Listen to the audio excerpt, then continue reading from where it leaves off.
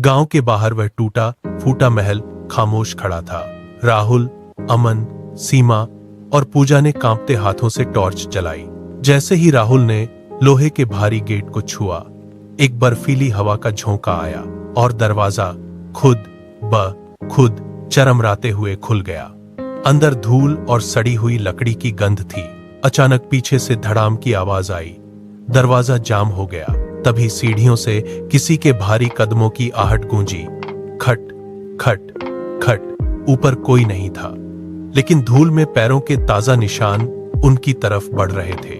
राहुल ने पत्थर फेंका जो किसी अदृश्य शरीर से टकराया।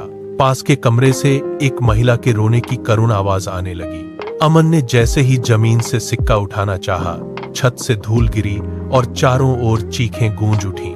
राहुल चिल्लाया, सब भागो। अंधेरे में भागते हुए अमन ने दरवाजे पर जोरदार लात मारी।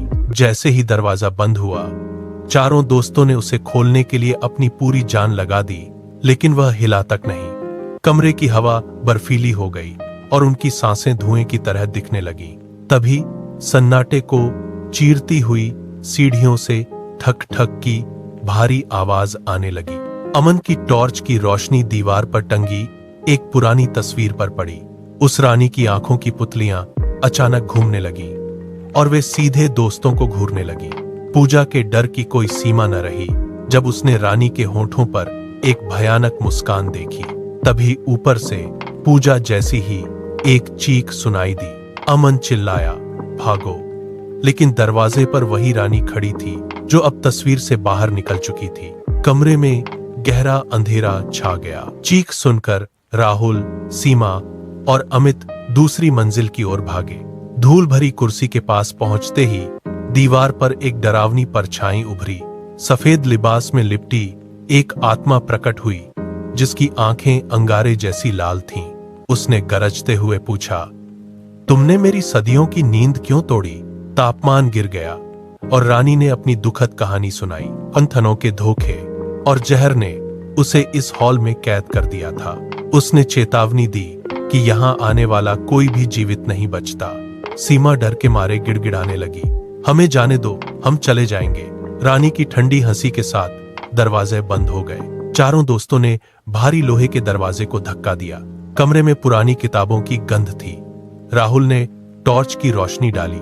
पन्ने पलटते ही सच सामने आया और वफादार मंत्री ने ही रानी को जहर दिया था। महल की खिड़कियां जोर जोर से टकराने लगीं और कांच के टुकड़े फर्श पर बिखर गए। दीवारों से गहरा लाल तरल रिसकर फैलने लगा। तभी रानी की आत्मा प्रकट हुई जिसके पैर जमीन से ऊपर हवा में तैर रहे थे। अमन कांपते हुए पीछे गिर गया। राहुल ने टॉर्च जलाई तो रानी की सफेद आंखें चमक उठीं। राहुल चिल्लाया, हमें कुछ करना होगा। पूजा ने साहस दिखाया और रानी के सामने जाकर ऊंची आवाज में कहा, हम आपकी मदद करेंगे और आपका सच दुनिया के सामने लाएंगे।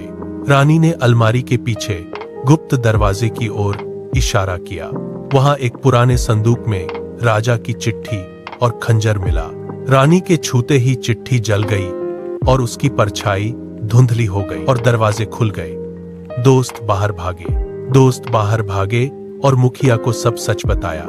सबको लगा कि रानी की आत्मा को अब शांति मिल गई है। तभी राहुल को खिड़की पर नाखूनों की रगड़ सुनाई दी।